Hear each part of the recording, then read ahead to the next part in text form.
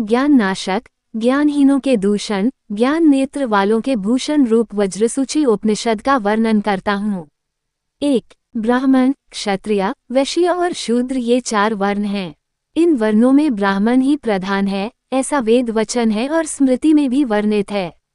अब यहाँ प्रश्न यह उठता है कि ब्राह्मण कौन है? क्या वह जीव है अथवा कोई शरीर है अथवा जाति अथवा कर्म अथवा ज्ञान अथवा धार्मिकता है?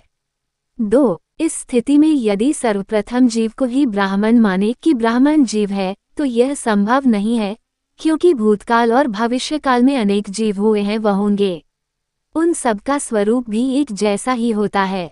जीव एक होने पर भी स्व कर्मों के अनुसार उनका जन्म होता है और समस्त शरीरों में, जीवों में एकत्व रहता है, इसलिए जीव को ब्राह्मण नहीं कह सकते। 3. क्या शरीर ब्राह्मण है? नहीं, ये भी नहीं हो सकता। चांडाल से लेकर सभी मानवों के शरीर एक जैसे ही अर्थात पंचभौतिक होते हैं, उनमें जरा मरण, धर्म अधर्म आदि सभी समान होते हैं। ब्राह्मण गौर वर्ण, क्षत्रिय रक्त वर्ण, वैश्य पीत वर्ण और शूद्र कृष्ण वर्ण वाला ही हो, ऐसा कोई नियम देखने में नहीं आता। तथा यदि शरीर ब्राह्मण है तो पिता भाई के शरीर के दाह संस्कार करने से पुत्र आदि को ब्रह्म हत्या आदि को दोष भी लग सकता है। अस्तु, शरीर का ब्राह्मण होना संभव नहीं है। 4. जाति ब्राह्मण है? नहीं, ये भी नहीं हो सकता, क्योंकि विभिन्न जातियों एवं जंतुओं में भी बहुत से ऋषियों की उत्पत्ति वर्णित है। जैसे मृगी से श्रृंगी ऋषि की, कुश से कौशिक की, जम्बूक से जाम्बूक की, वल्मीक बाबी से वाल्मीकि की, मल्लाह धीवर कन्या मत्स्य गंधा से वेदव्यास की, शशक पृष्ठ से गौतम की, उर्वशी नामक अप्सरा से वशिष्ठ की, कुंभ कलश से अगस्त्य ऋषि की उत्पत्ति वर्णित है।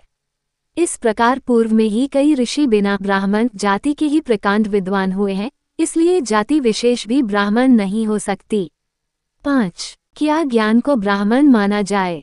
ऐसा भी नहीं हो सकता, क्योंकि बहुत से क्षत्रिय राजा जनक आदि भी परमार्थ दर्शन के ज्ञाता होते हैं। अस्तु, ज्ञान भी ब्राह्मण नहीं हो सकता। 6. क्या कर्म को ब्राह्मण कहा जाए? नहीं, ऐसा भी संभव नहीं है, क्योंकि समस्त प्राणियों के संचित प्रारब्ध और आगामी कर्मों में साम्य प्रतीत होता है तथा कर्माभिप्रेरित होकर ही व्यक्ति क्रिया करते हैं। अतः कर्म को भी ब्राह्मण नहीं कहा जा सकता। 7. क्या धार्मिक ब्राह्मण हो सकता है? ये भी सुनिश्चित रूप से नहीं कहा जा सकता, क्योंकि क्षत्रिय आदि बहुत से लोग स्वर्ण आदि का दान करते रहते हैं। अतः धार्मिक भी ब्राह्मण नहीं हो सकता। 8. तब ब्राह्मण किसे माना जाए?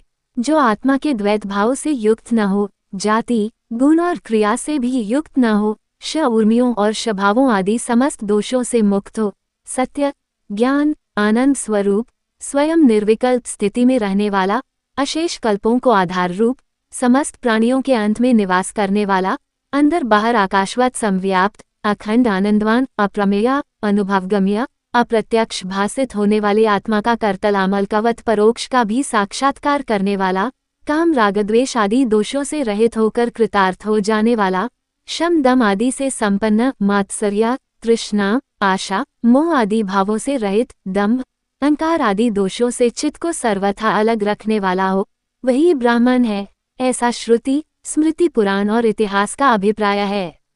इस अभिप्राय के अतिरिक्त अन्य किसी भी प्रकार से ब्राह्मणत्व सिद्ध नहीं हो सकता। आत्मा ही सच्चित और आनंद स्वरूप तथा अद्वितीय है। इस प्रकार के ब्रह्मभाव से संपन्न मनुष्यों को ही ब्राह्मण माना जा सकता है। यही उपनिषद का मत है। 9.